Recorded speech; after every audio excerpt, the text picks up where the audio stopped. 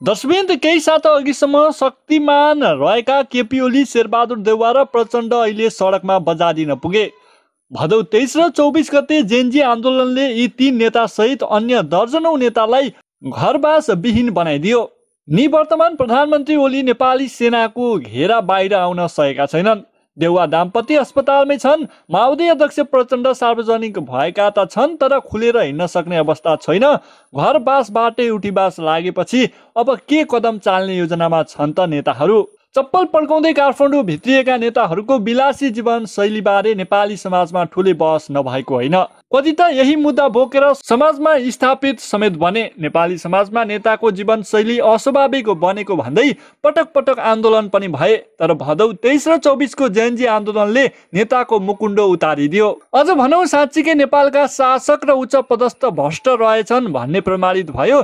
देउवा निवास दीपक खड्कादेखि प्रचण्डको घरमा जलेको सम्पत्तिले त्यो पुष्टि गर्छ पनि। वरिपरि लावालस्कर सुरक्षा घेराका बीच देश लुटेको भन्दै जेनजी युवाले निजी निवास नै जलाइदिएपछि यति बेला दर्जनौं नेता घरबार विहीन मात्रै बनेका छैनन्, सुरक्षा थ्रेटको समेत महसुस गरिरहेका छन्। 5 प्रधानमन्त्री महलदेखि सडकमा। 3 दशक यता नेपाली राजनीतिको केन्द्रमा रहेका र पटक पटक प्रधानमन्त्री बनेका अनुहार हुन् शेरबहादुर देउवा, केपी शर्मा ओली, पुष्पकमल दाहाल प्रचण्ड, डाक्टर बाबुराम भट्टराई, माधव नेपाल र झलनाथ खनाल।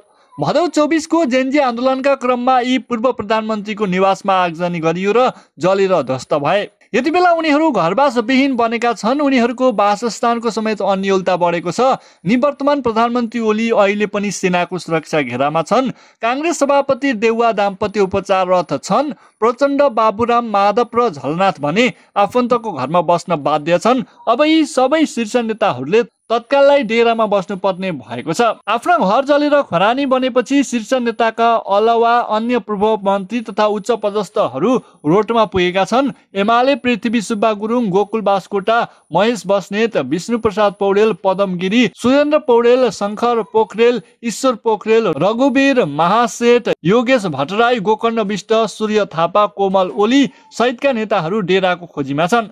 कांग्रेसका पूर्ण बहादुर खड्का, गगन थापा, विश्वप्रकाश शर्मा, प्रकाशमान सिंह, दीपक खड्का, रमेश लेखक, विनोद चौधरी सम्मका नेता डेरा सर्न बाध्य हुँदा माओवादीमा प्रचण्ड पुत्री गंगा दाहाल, नारायण काजी श्रेष्ठ, नन्दबहादुर पुन, कृष्णबहादुर महरा, अग्निप्रसाद सापकोटा, माधव सापकोटा, सुबोध, रामनारायण बिडारीको समेत उही हाल छ। यतिका नेताहरू घरविहीन बनेर डेरा सर्नुपर्ने अवस्था सिर्जना भएपछि नेताहरूको घैटोमा घाम भने लागेको देखिँदैन।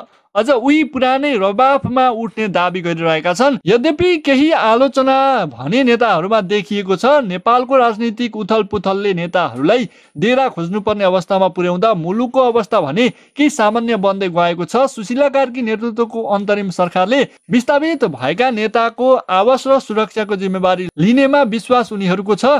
त्यतिन्जेल आफन्तको घरमा पाहुना बस्ने धाउन्न देखिन्छन् नेताहरू। दर्शक तपाईलाई नेताहरूको यो अभिगत भएकोमा कस्तो लागेको छ? साँच्चै कुकर्मकै फल पाएका हुन् कि के हो त? तपाईको मनमा लागेको कुरा तल कमेन्ट बक्समा कमेन्ट गर्नुहोला।